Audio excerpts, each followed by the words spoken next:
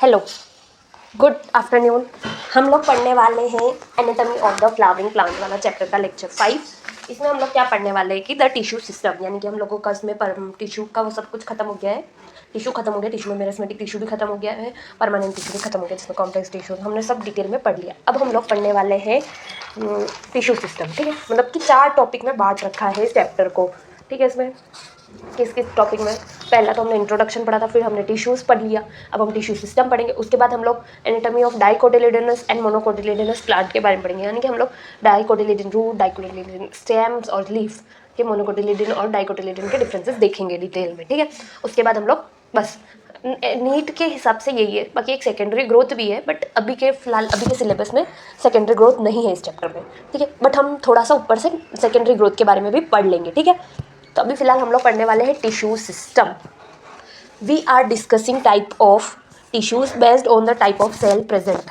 हम लोग इसमें डिस्कस करने वाले हैं कि किस टाइप की इस टिश्यूज में किस टाइप के सेल्स प्रेजेंट होते हैं, ठीक है।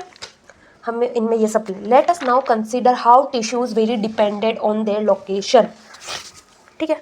कि हम लोगों ने प्लांट बॉडी में टिश्यूज के लोकेशन के हिसाब से, ठीक है, टिश्यूज़ के लोकेशन के हिसाब से हमने टिश्यूज़ को 3 टाइप में डिवाइड किया है, ठीक है।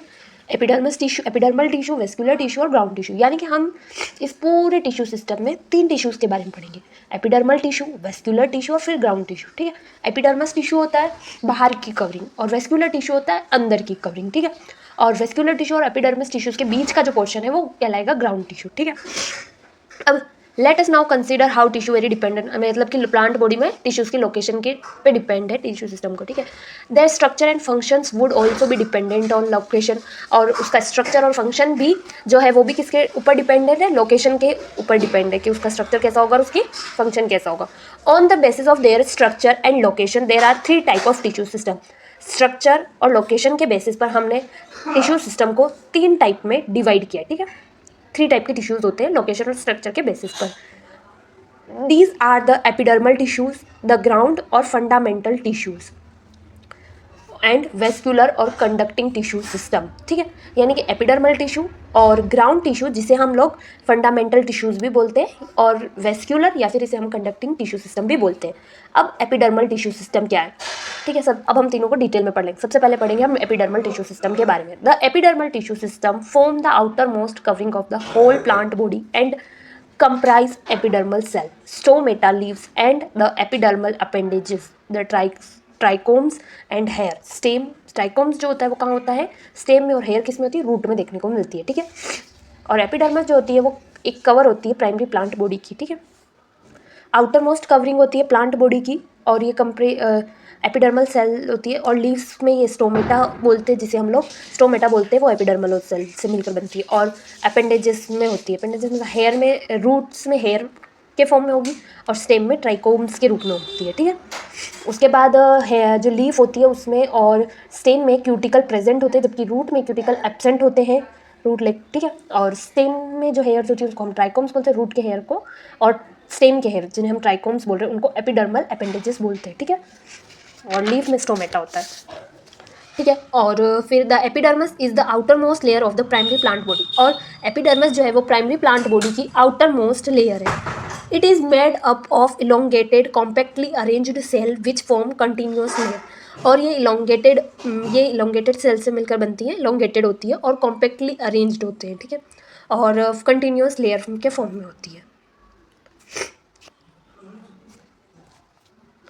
उसके बाद epidermis is usually single layered, और एपिडर्मस जो होती है वो लेयर सिंगल लेयर होती है, ठीक है, सिंगल लेयर होती है। इसमें क्यूटिकल प्रेजेंट होते हैं और इंटरसेल्यूलर स्पेस एब्सेंट होता है, मतलब कि कोई भी इंटरसेल्यूलर स्पेस भी नहीं होता है। और फिर सेल कैसी हो गई, हमने देखा कि लोंगेटेड होती है, और इसमें सेंटर वैक्यूल होता है। ये सब अभी हम लोग इसमें देखने वाले, ठीक है। जैसे कि देखो, सिंगल लेयर हो गई एपिडर्मिस की, फिर epidermis cell are parenchymatous with a small amount of cytoplasm lining the cell wall and a large vacuole. Cell wall किसकी होती है, लिग्निन की होती है, उसमें लार्ज वैक्यूल होता है, छोटे से अमाउंट में साइटोप्लाज्म होता है। एपिडर्मिस सेल किसकी होती है, पेरेन्काइमेटस होती है, ठीक है। The outside of the epidermis is often covered with a vaccine thick layer called the cuticle which parents the loss of water, ठीक है। वी कॉल्ड द क्यूटिकल, यानी कि एपिडर्मिस जो कवर्ड होती है बाहर की ओर थिक लेयर होती है जिसे हम लोग, और एपिडर्मिस को कवर करने के लिए एक और मोटी सी लेयर होती है बाहर की ओर जिसे हम लोग क्यूटिकल बोलते हैं, ठीक है। और जो ये वाटर को लूज करने में काम आती है। क्यूटिकल इज एब्सेंट, रूट जो होती है वो क्यूटिकल, रूट में क्यूटिकल एब्सेंट होती है, स्टेम और लीव्स में ही क्यूटिकल प्रेजेंट होती है, ठीक है। व्हाट इज स्टोमेटा, अब हम देखेंगे कि स्टोमेटा क्या होता है, ठीक है। और हम लोग इसमें क्या देख सकते हैं कि पेरिफेरल बाहर की ओर प्रोटोप्लाज्म होता है, अंदर की ओर बड़ा लार्ज वैक्यूल होगा, प्रोटोप्लाज्म थोड़ा ही होता है, ये तो हमने अभी देखा है cytoplasmic protoplasm. What is stomata, अब स्टोमेटा क्या है, stomata are structure present in the epidermis of leaf. Epidermis leave के अंदर जो स्टोमेटा होता है उसमें, सॉरी लीव के अंदर जो लीव की जो एपिडर्मिस है उसके अंदर स्टोमेटा स्ट्रक्चर प्रेजेंट होता है, ठीक है। Stomata regulate the process of transpiration, stomata जो होता है वो किसको ट्रांसपीरेशन के प्रोसेस को रेगुलेट करता है और गैसेस को एक्सचेंज करने में, वाटर का ट्रांसपीरेशन हो गया और भी मिनरल्स अदर सब्सटेंस जो होते हैं उनका ट्रांसपीरेशन करने में भी रेगुलेट होता है और गैसेस का एक्सचेंज करने में भी हेल्प करता है। Each stoma is composed of two bean-shaped cells known as guard cells, which enclose stomatal pore. और एक स्टोमेटा जो होती है वो बीन शेप्ड, एक स्टोमेटा किससे बनता है, दो बीन शेप्ड की सेल होती है उनसे मिलकर एक स्टोमेटा बनता है, ठीक है। और उन बीन शेप्ड की सेल को हम लोग गार्ड सेल बोलते हैं, ठीक है। और ये इनक्लोज होती है और स्टोमेटल पोर से, ठीक है। इस देखो हम लोग स्टोमेटा का डायग्राम बताती हूँ मैं आपको कि कैसा होता है। ये देखो, ये दिख रहा है स्टोमेटा, ये स्टोमेटा पोर हो रहे हैं, ये जो डॉट डॉट दिख रहा है देखो ये नाम लिखा हुआ है, गार्ड सेल्स बोलते हैं। एक जो स्टोमेटा, दो स्टोमेटा सेल्स है, ये देखो दो स्टोमेटा, ये देखो ये दिख रही है तुम लोगों को, दो स्टोमेटा सेल्स है और एक को हम लोग स्टोमेटा सेल, उनको क्या बोल रहे हैं हम लोग, गार्ड सेल्स। और छोटे छोटे इनके बीच में डॉट दिख रहे होंगे वो, ठीक है। और बीच में ये उन्हें हम लोग, ये क्लोरोप्लास्ट प्रेजेंट होता है बीच में, ये जो देश बहुत बड़ा पोर है जो उसे हम स्टोमेटल पोर बोल रहे हैं। और साइड में ये जो बन रही है साइड में, ये इन्हें हम सब्सिडरी सेल बोलते हैं और ये वाली जो है वो डर्मल सेल है, ठीक है। ये स्टोमेटा जो है वो बीन शेप्ड का है, बीन शेप्ड की गार्ड सेल है। और ये देखो ये जो स्टोमेटा है वो डम्बल शेप्ड का है। ये हो गई गार्ड सेल्स, ये हो गई सब्सिडरी सेल्स और फिर ये हो गई एपिडर्मल सेल, ठीक है। ये पूरा देख लिया हमने, बीन डम्बल शेप्ड का भी गार्ड सेल देख लिया और बीन शेप्ड का भी हमने देख लिया, ठीक है। अब हम लोग कहाँ थे, ठीक है।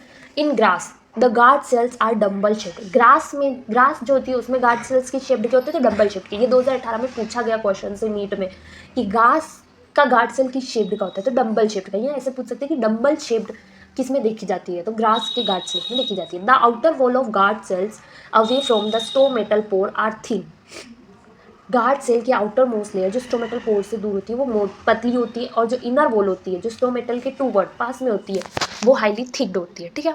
तो गार्ड सेल के स्टोमेटल पोर के जो पास जो होती है गार्ड सेल जो, वो थिक होती है और जो इनर आउटर लेयर होती है वो थिक होती है। The guard cells possess chloroplast and regulate the opening and closing of stomata. Guard cell में क्लोरोप्लास्ट प्रेजेंट होता है, ये हमने देखा था, कुछ छोटे छोटे डॉट डॉट दिख रहे थे हमें गार्ड सेल के अंदर, वो क्लोरोप्लास्ट था। और ये जो होते हैं वो रेगुलेट करते हैं स्टोमेटा की क्लोजिंग और ओपनिंग को, ठीक है। उसके बाद some time a few epidermal cells in the vicinity of the guard cells become specialised in their space, in their shapes and size are known as subsidiary cell. हमने देखा था सब्सिडरी सेल, गार्ड सेल जो है, guard cell जो उसके पास में है, ठीक है, सब्सिडरी सेल्स। और some time a few epidermal cells, कुछ एपिडर्मल सेल्स होती है और गार्ड सेल की वेसिनिटी में और स्पेशलाइज्ड होती है शेप और साइज में, से सब्सिडरी सेल बोलते हैं। व्हाट इज स्टोमेटल एपिडेटिस, अब स्टोमेटल एपिडेटिस क्या है, ठीक है। ठीक है, स्टोमेटा हमने ये देखा है कि स्टोमेटा जो होता है वो क्या करने में, एक्सचेंज, गैसेस का एक्सचेंज और ट्रांसपिरेशन में मदद करता है। एपिडर्मल सेल होती है, क्लोरोप्लास्ट प्रेजेंट होता है और आउटर लेयर जो होती है वो थिक में होती है और इनर वॉल जो होती है गार्ड सेल की वो थिक होती है और उसमें स्टोमेटल पोर प्रेजेंट होता है और गार्ड सेल के अंदर क्लोरोप्लास्ट प्रेजेंट होता है। सब गार्ड सेल के बाहर की साइड सब्सिडरी सेल, और सब्सिडरी सेल और गार्ड सेल जो होते हैं, अब हम देख रहे हैं कि स्टोमेटल एपिडेटस क्या है, हम ये पढ़ रहे हैं। तो स्टोमेटल एपिडेटस क्या होता है, सब्सिडरी सेल और गार्ड सेल्स का जो एरिया उसे हम स्टोमेटल एपिडेटस बोलते हैं, ठीक है।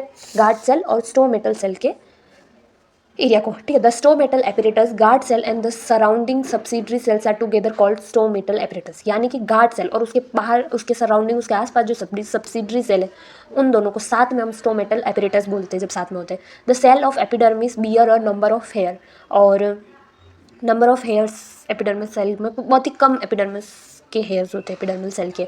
The root hair are unicellular elongation of the epidermal cell. Root hair की जो रूट की जो हेयर्स होती है उसकी एपिडर्मल सेल यूनिसेल्युलर और इलोंगेशन होती है एपिडर्मल सेल की। एंड हेल्प एब्जॉर्ब वाटर, मतलब एपिडर्मल सेल की रूट्स जो होती है, रूट हेयर जो होती है वो यूनिसेल्युलर होती है और इलोंगेशन होती है। और ये एब्जॉर्ब वाटर और मिनरल को एब्जॉर्ब करने में, सॉइल से एब्जॉर्ब करने में हेल्प करता है। On the stem the epidermal hair are called trichomes. और स्टेम की जो एपिडर्मल हेयर होती है, स्टेम रूट में तो हमने देख लिया कि रूट के अंदर एपिडर्मल सेल्स की जो हेयर होती है वो वाटर और मिनरल को एब्जॉर्ब करने का काम करती है, ठीक है। और स्टेम में जो एपिडर्मल की हेयर होती है, स्टेम की जो एपिडर्मल सेल है उसके हेयर्स को हम लोग ट्राइकोम्स बोलते हैं। The trichomes in the shoot system are usually multi cellular. और शूट में, यानी शूट सिस्टम में ट्राइकोम्स में जो होते हैं वो मल्टी सेल्यूलर होते हैं, यानी कि हेयर जो होते हैं वो मल्टी सेल्यूलर, जबकि रूट में यूनिसेल्यूलर होते हैं। दे में बी ब्रांच्ड और अनब्रांच्ड एंड सॉफ्ट और स्टिफ। ये ब्रांच्ड हो भी सकते हैं और नहीं भी हो सकते, और सॉफ्ट और स्टिफी होते हैं। दे में इवन बी सिक्रीट, और ये सिक्रीट करते हैं, ठीक है। They trichomes help in preventing water loss due to transpiration. और ये जो स्टेम में ट्राइकोम्स जो होते हैं वो हेल्प करते हैं वाटर को लूज करने, ट्रांसपीरेशन के लिए वाटर को लूज करने में, प्रिवेंटिंग। उसके बाद अब हम पढ़ने वाले ग्राउंड टिश्यू। देखो हमने एपिडर्मल टिश्यू पूरा पढ़ लिया है कि क्या क्या होता है, ठीक है। वो स्टेम को हम लोग सेकेंडरी प्लांट बॉडी जो होती है उसमें, सेकेंडरी प्लांट बॉडी में एपिडर्मिस पूरे प्लांट को कवर नहीं करता, ठीक है। ये हमने भी जब जितना देखा था वो प्राइमरी प्लांट बॉडी होता था, ठीक है।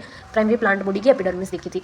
और सेकेंडरी प्लांट बॉडी जो होता है उसमें एपिडर्मिस पूरे प्लांट को कवर नहीं करती। सेकेंडरी ग्रोथ हो जाएगी तो स्टेम वाले रीजन में बार्क आ जाती है, ठीक है। स्टेम वाला जो रीजन होता है उसमें बार्क आ जाती है या छाल आ जाती है, ठीक है। हम देखा होगा कि जो मेच्योर हो जाते हैं उनमें छाल आती है, छाल देखिए जाती है, जिससे कि एपिडर्मिस नहीं रहती है, अब ज़्यादा प्रोटेक्शन की ज़रूरत रहेगी, ठीक है। और प्राइमरी प्लांट में एपिडर्मिस जो है वो पूरे प्लांट बॉडी को कवर करती है, ठीक है। और हमने देखा था स्टोमेटा देख लिया, ट्राइकोम्स देख लिया, सिंगल लेयर होती है, क्यूटिकल स्टेम और लीफ में तो क्यूटिकल प्रेजेंट होते हैं, रूट में प्रेजेंट नहीं होते हैं, इंटरसेल्यूलर स्पेस एब्सेंट होता है, इलोंगेटेड सेल होती है उनमें वैक्यूल प्रेजेंट होता है। और स्टेम जो होती है उनमें ये सिक्रीट करती है लिपिड और कार्बोहाइड्रेट, ठीक है, सिक्रीट करती है कार्बोहाइड्रेट, ठीक है। और स्टेम की एपिडर्मिस हेयर को हम लोग ट्राइकोम्स बोलते हैं। और ये अनब्रांच और ब्रांच हो भी सकती है, सॉफ्ट या हार्ड होती है और मल्टी सेल्यूलर होती है, वाटर को लूज करने का काम करती है। जबकि और रूट की एपिडर्मिस जो होती है वो थिन होती है, डेलिकेटेड होती है और यूनिसेल्यूलर होती है और अनब्रांच्ड होती है, ठीक है।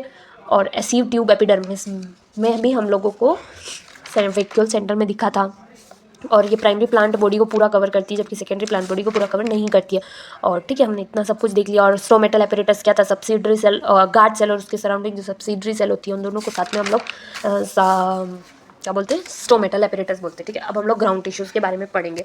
All tissues except epidermis and vascular bundle consist the ground tissue.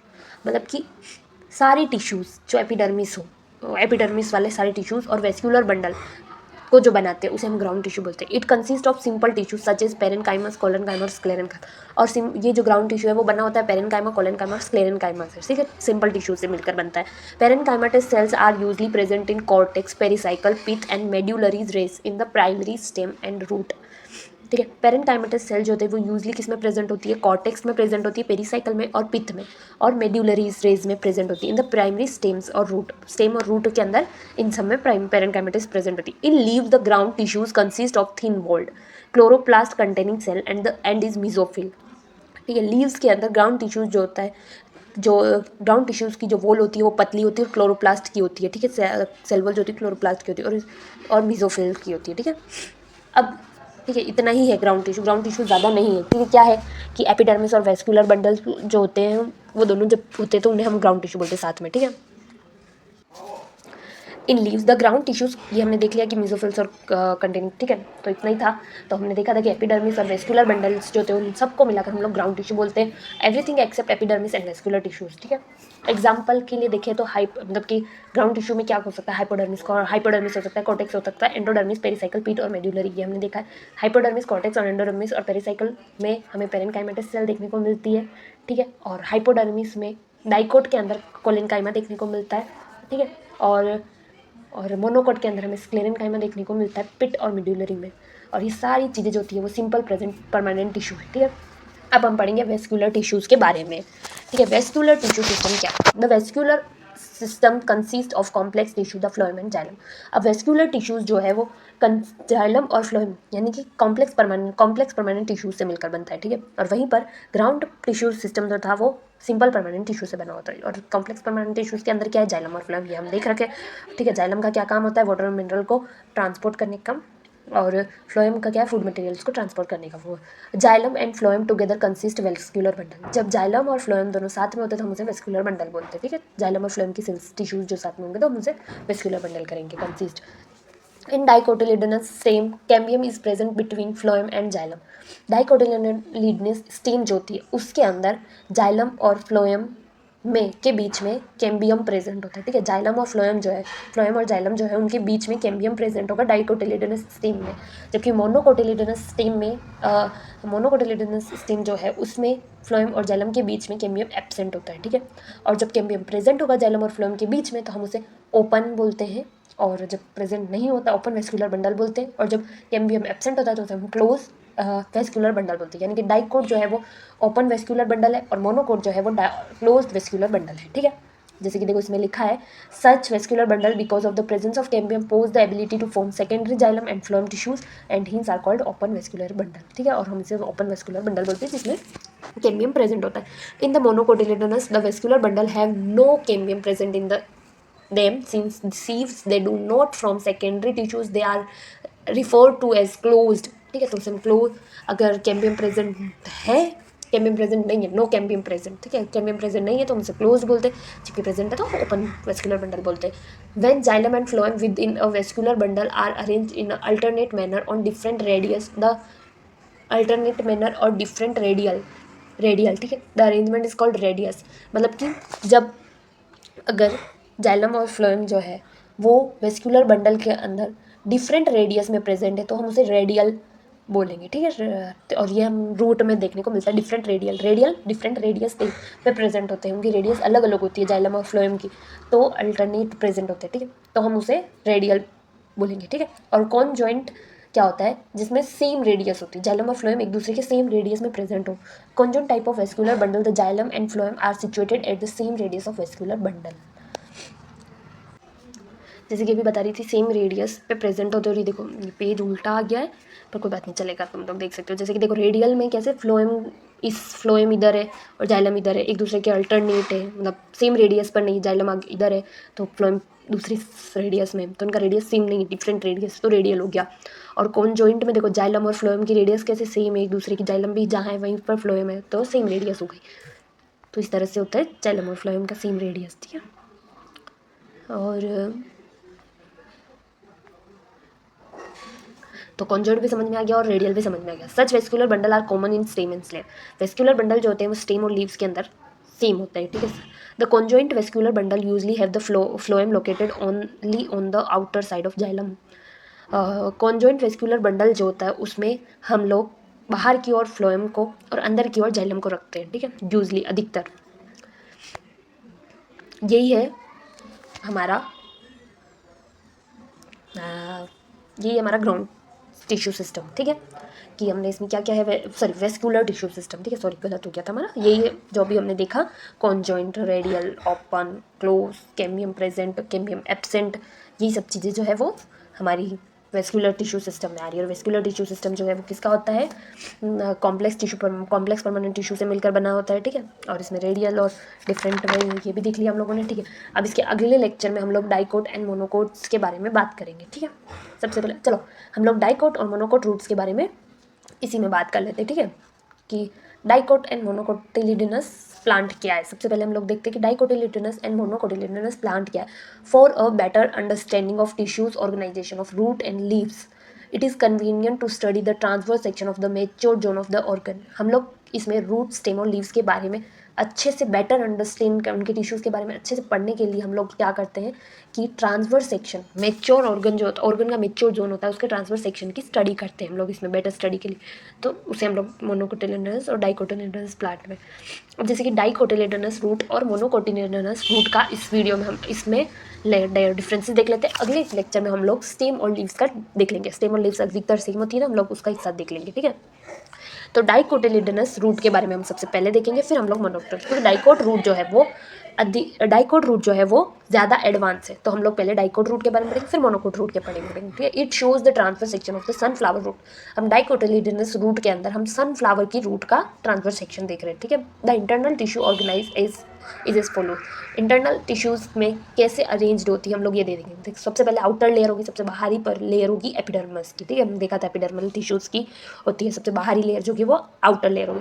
Many of the epidermal cell protrude in many epidermal cell the form of unicellular root है। एपिडर्मल सेल के अंदर बहुत सारी यूनिसेल्यूलर रूट हेयर भी देखने को मिलती है। ठीक है, हमने देखा था कि रूट के अंदर यूनिसेल्यूलर लेयर होती है, जबकि स्टेम और लीव्स में मल्टीसेल्यूलर रूट हेयर्स देखने को मिलती है। The cortex consist of several layer. अब रूट है एपिडर्मिस के बाद हमें देखने को मिलता है कॉर्टेक्स। ठीक है, कॉर्टेक्स में सेवरल लेयर, बहुत सारी लेयर्स होती है और पतली पतली, और जो इनकी वॉल होती है पेरेन्काइमा की सेल की वॉल होती है और थिन होती है, और इंटरसेल्यूलर स्पेसिस में प्रेजेंट हमें देखने को मिलता है। और इनर मोस्ट लेयर जो होती है और अंदर की और inner most layer of the cortex, और अंदर की कॉर्टेक्स के अंदर की जो बाहर की जो लेयर हो गई हाइपोडर्मिस हो गया, फिर एंडोडर्मिस देखने को मिलती है। ठीक है, तो कॉर्टेक्स के अंदर की लेयर को हम एंडोडर्मिस बोलते हैं। It comprise a single layer of barrel shaped cell without any intercellular space, यानी कि एंडोडर्मिस में हमें इंटरसेल्यूलर स्पेस नहीं दिखता और एक सिंगल लेयर से बनती है, बेयर शेप्ड की होती है। ठीक है,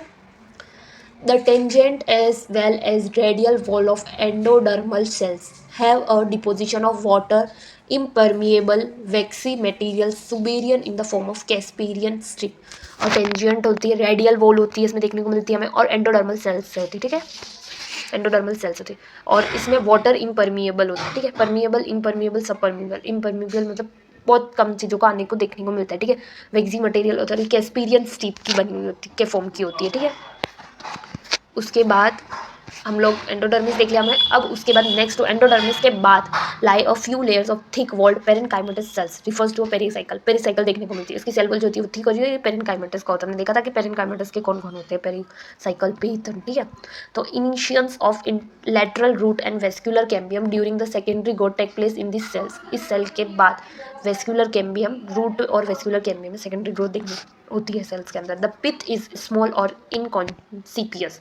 पिथ जो होता है वो छोटा या फिर बिल्कुल ही ऐसा होता है दिखता ही नहीं, इनकॉन्सिपियस होता है। ठीक है, ठीक है, पेरिसाइकिल के बाद हमें पिथ देखने को मिलता है। The parenchymatous cells which lie between the xylem and the phloem are called conjunctive tissues.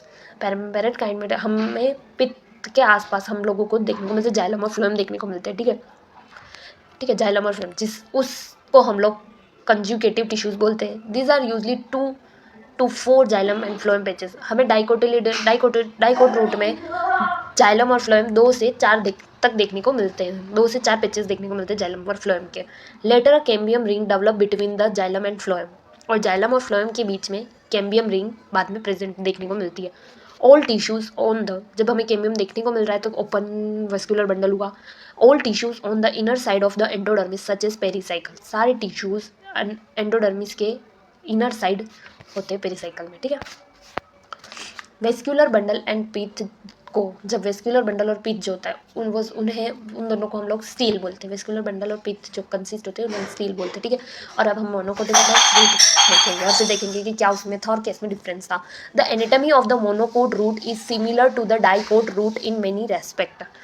Monocot root जो होता है वो डाइकोट रूट के अधिकतर सिमिलर ही होता है। इट हैज़ एपिडर्मिस, इसमें भी एपिडर्मिस होगा, कॉर्टेक्स होगा, एंड ठीक है, जैसे कि मोनोकोटिलिडनस रूट में सिमिलर होता है। ठीक है, जैसे कि हमें देखो डाइकोट में भी एपिडर्मिस था तो मोनोकोट में भी एपिडर्मिस है, कॉर्टेक्स भी है, एंडोडर्मिस भी है, पेरिसाइकल भी, वेस्कुलर बंडल और पिथ, ये सब लाइन वाइज हमें देखने को मिलता है। सबसे पहले एपिडर्मिस देखने को मिलेगा, उसके बाद कॉर्टेक्स देखने को मिलता है, कॉर्टेक्स की सबसे इनर लेयर होती है एंडोडर्मिस, उसके बाद पेरिसाइकल देखने को मिलता है, उसके बाद वेस्कुलर बंडल और फिर पिथ देखने को मिलता है। ठीक है, बट डाइकोटिलिडनस रूट, ठीक है, is compressed to the dicot root which have fewer than bundles.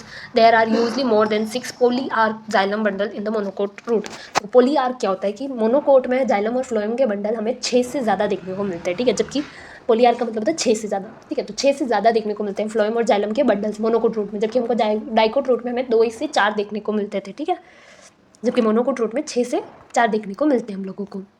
ये डिफरेंसेस है। ठीक है, मोनोकोट रूट में, एक मिनट हुआ, मोनोकोट रूट में हमें, हाँ, मोनोकोट रूट में यहीं तक है कि पोलियर। एक लाइन और है, pith is a large and well developed monocotyledonous root do not undergo any secondary growth. और मोनोकोटिलिडनस रूट में पिट जो होता है वो बहुत लार्ज और वेल डेवलप्ड देखने को मिलता है, जबकि डाइकोट में हम लोगों को पिट जो होता है वो छोटा या फिर बिल्कुल दिखता ही नहीं है। ठीक है, तो हमें ये सब चीज़ें देखने को मिलती है। अब देखो हम लोग डायग्राम को देख लेते हैं कि डाइकोट और मोनोकोट रूट में क्या है। देखो डाइकोट रूट में हमें सबसे पहले क्या देखने को मिल रहा है, एपिडर्मिस, ठीक है।